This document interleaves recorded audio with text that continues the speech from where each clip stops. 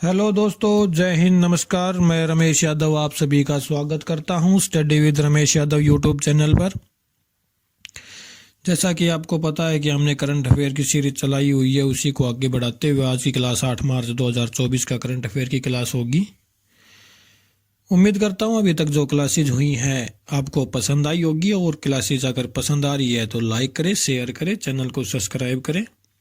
और अभी आज रात को हरियाणा डी ग्रुप का रिजल्ट आया है, तो जिन बच्चों का हो गया उनको बहुत बहुत बधाई, और जिनका नहीं हुआ उनको हिम्मत नहीं हारनी है, अपनी तैयारी कंटिन्यू रखें।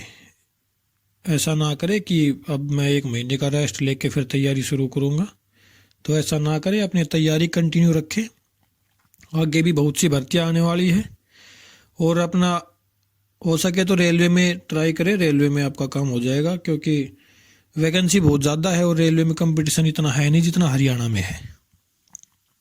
तो चलिए शुरू करते हैं आज की क्लास। 8 मार्च 2024 का करंट अफेयर। क्लास अच्छी लगे तो लाइक करें, शेयर करें, चैनल को सब्सक्राइब करें। पॉइंट नंबर 1, केरल में पहले जेनरिक एआई शिक्षक आइरिस की पेशकश। तो एक एआई शिक्षक, आर्टिफिशियल शिक्षक मतलब टीचर, भाई क्लास में ये मैडम बन के गई हैं, इसका नाम है आइरिस। शुरू कहाँ किया गया है? केरल में इसकी पेशकश, इसको दिखाया गया है केरल में। चलिए जानते हैं इसके बारे में।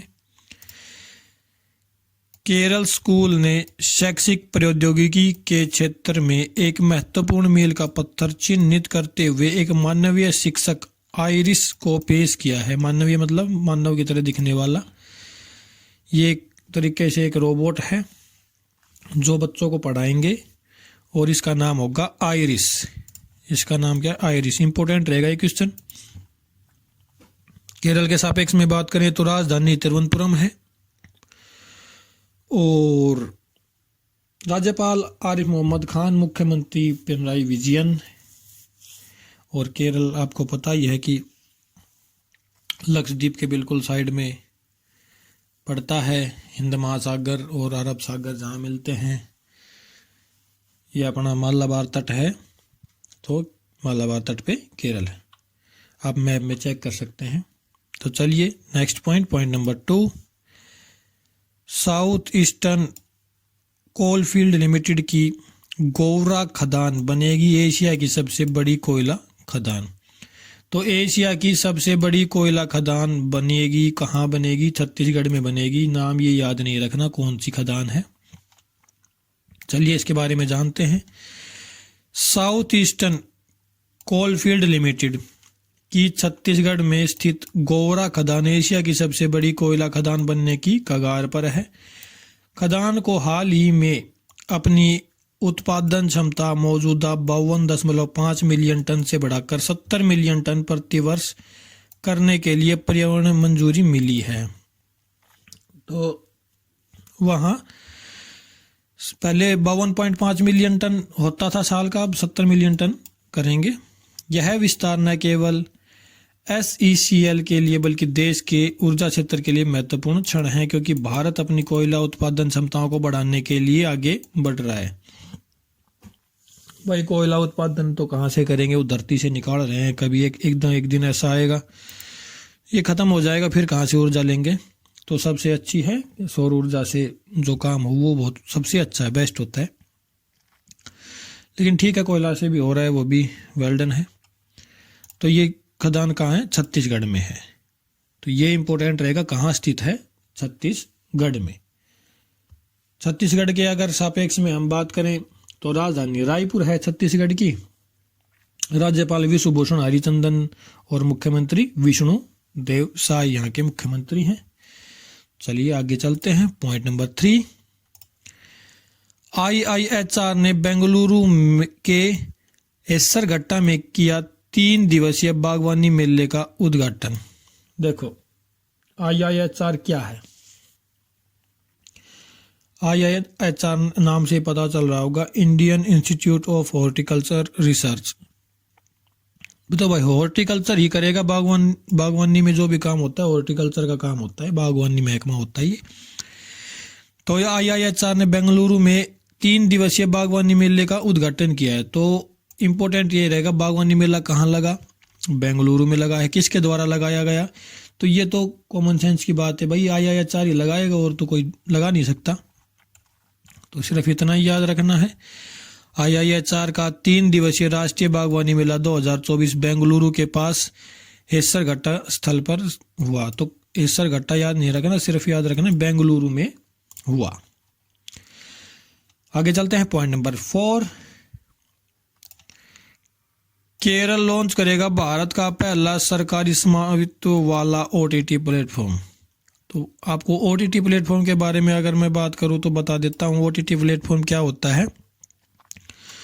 जैसे हमारा हॉटस्टार है और भाई नेटफ्लिक्स हो गया, तो ये चीज़ें क्या है यहाँ पे भाई, जैसे वेब सीरीज़ कोई लॉन्च कर दी, OTT प्लेटफॉर्म बोलते हैं इनको।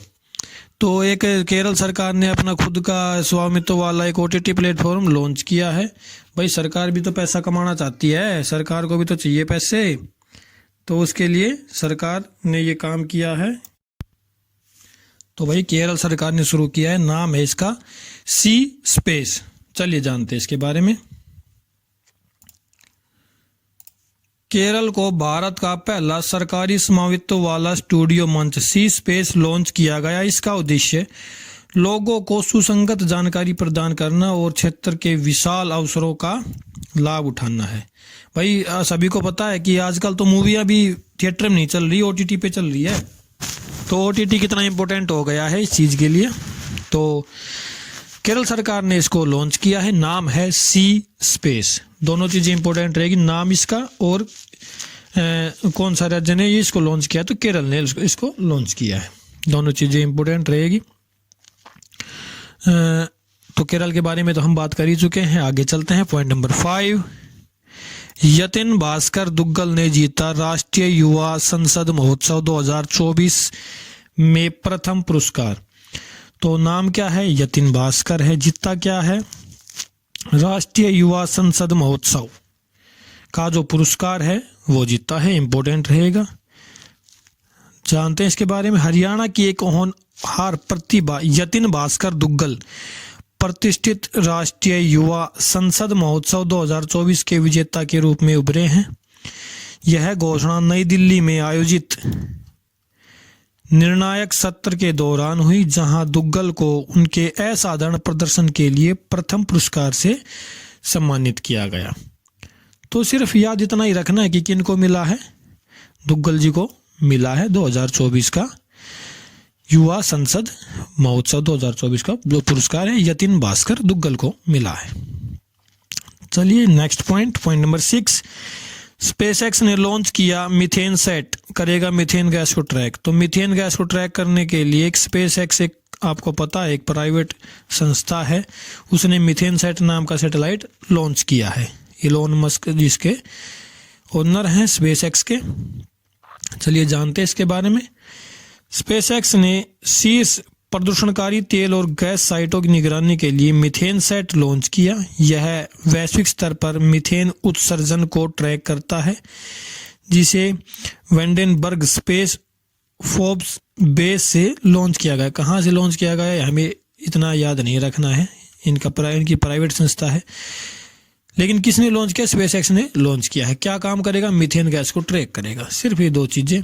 और तीसरी चीज़ अगर याद करना चाहो तो स्पेसएक्स के भाई ओनर कौन है?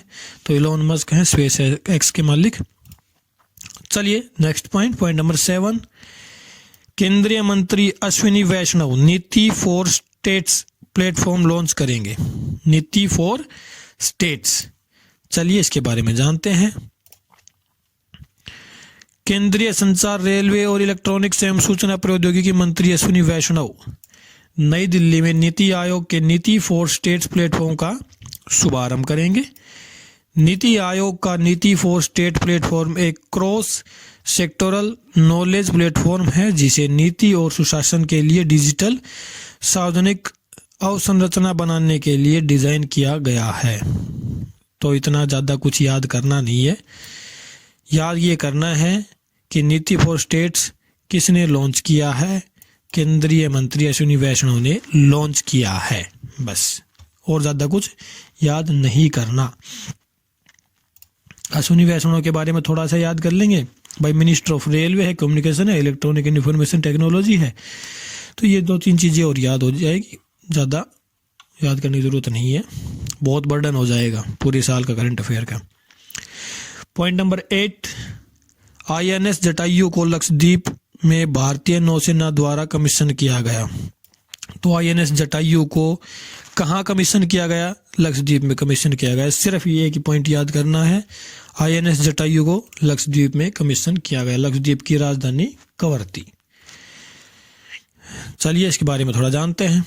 भारतीय नौसेना ने लक्षद्वीप के मिनिकोय द्वीप, जो लक्षद्वीप का सबसे दक्षिणी द्वीप है, मिनिकोय द्वीप 8 डिग्री चैनल के लगभग पड़ता है, अपने नए बेस INS जटायु की शुरुआत के साथ अपनी परिचालन क्षमता को मजबूत करने में महत्वपूर्ण प्रगति की है।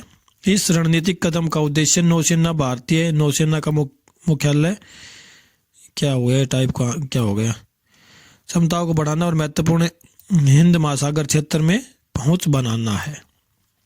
और भाई पश्चिमी अरब सागर में समुद्री डकैती विरोधी और मादक द्रव्य विरोधी अभियानों में अपने प्रयासों को मजबूत करना है। तो ये मिनिकोय कहाँ है? लक्षद्वीप में सबसे दक्षिणी द्वीप है मिनिकोय। इसके बारे में हम पहले भी बात कर चुके हैं और दोबारा ये पॉइंट करंट में है, तो आप इसको याद रखना। पॉइंट नंबर 9, झारखंड में पुनर्विवाह प्रोत्साहन योजना का उद्घाटन। देखो, पुनर्विवाह प्रोत्साहन तो हर जगह ही दिया जाता है, लेकिन झारखंड ने कुछ अलग पहल शुरू की है, उसके बारे में जानते हैं। झारखंड के मुख्यमंत्री चंपई सोरेन ने एक अग्रणी पहल विधवा पुनर्विवाह प्रोत्साहन योजना शुरू की है। भारत में पहली बार इस योजना का उद्देश्य विधवाओं को पुनर्विवाह करने वालों को 2 लाख रुपए का वित्तीय प्रोत्साहन प्रदान करके शास्त्रीय की एक नई यात्रा शुरू करने के लिए समर्थन और प्रोत्साहित करना है। तो ये किसके द्वारा शुरू किया गया है? झारखंड के द्वारा शुरू किया गया है। अगर झारखंड के सापेक्ष में हम बात करें तो झारखंड की राजधानी रांची और राज्यपाल CP राधाकृष्णन यहाँ के राज्यपाल हैं और मुख्यमंत्री चंपई सोरेन। तो झारखंड ने इसको शुरू किया है। आप देख सकते हैं 2 लाख रुपए मिलेंगे। अगर किसी विधवा से आप शादी करते हैं तो आपको 2 लाख रुपए मिलेंगे। तो अच्छी पहल है ये झारखंड की तरफ से। तो यहीं तक थी आज की क्लास। कैसी लगी क्लास कमेंट करके ज़रूर बताएं। अगर अच्छी लगी हो तो लाइक करें, शेयर करें, चैनल को सब्सक्राइब करें और अपनी पढ़ाई कंटिन्यू रखें। किसी से डिमोटिवेट ना हो। तो डिमोटिवेट करने वाले बहुत होते हैं, लेकिन खुद से मोटिवेट अगर जो होना सीख गया उसको तो कोई कामयाब होने से रोक ही नहीं सकता। तो आप खुद से मोटिवेट होना सीखें कि हाँ मेरे को ये करना है तो करना है। तो यहीं तक थी आज की क्लास देखने के लिए धन्यवाद। अगर अच्छी लगे तो लाइक करें, शेयर करें, चैनल को सब्सक्राइब करें। आपका बहुत बहुत धन्यवाद। Thank you very much.